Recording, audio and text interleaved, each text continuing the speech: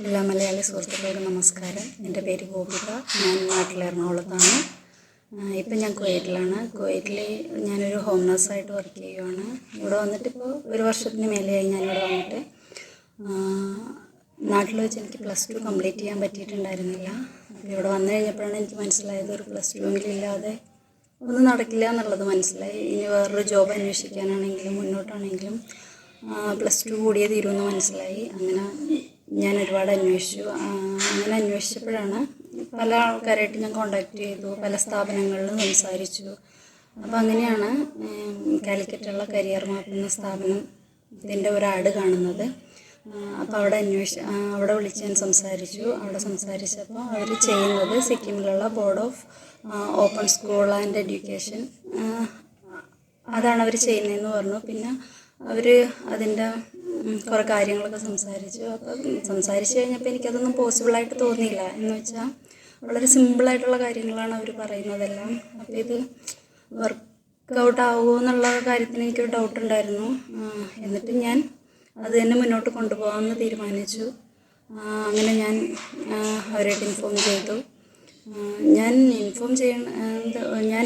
ഇത് സ്റ്റാർട്ട് ചെയ്യണത് 2023 ഫെബ്രുവരി ഒക്കെ ആയപ്പോഴത്തേക്കാണ് ഞാൻ ഇവരുടെ കോഴ്സ് ചെയ്യുന്നത്.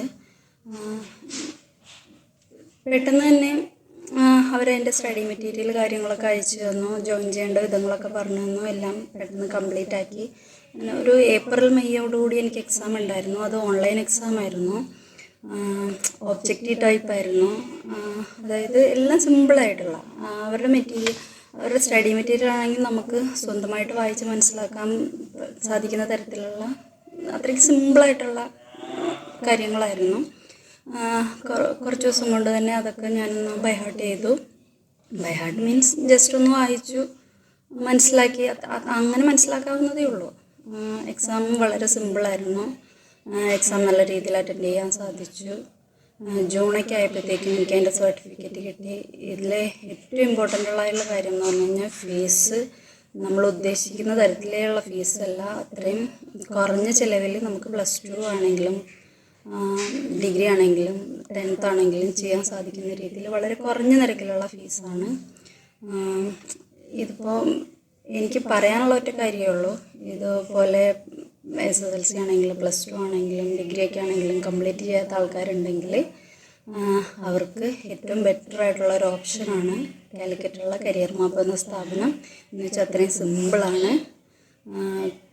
എക്സാം സിമ്പിളാണ്. നമ്മൾ പഠിക്കേണ്ടത് സിമ്പിളാണ്. ഏറ്റവും നമുക്ക് അഫോർഡബിളായിട്ടുള്ള കാര്യം എന്ന് പറഞ്ഞു കഴിഞ്ഞാൽ ഫീസ്. നമുക്ക് പറ്റുന്ന രീതിയിലുള്ള ഫീസാണ്.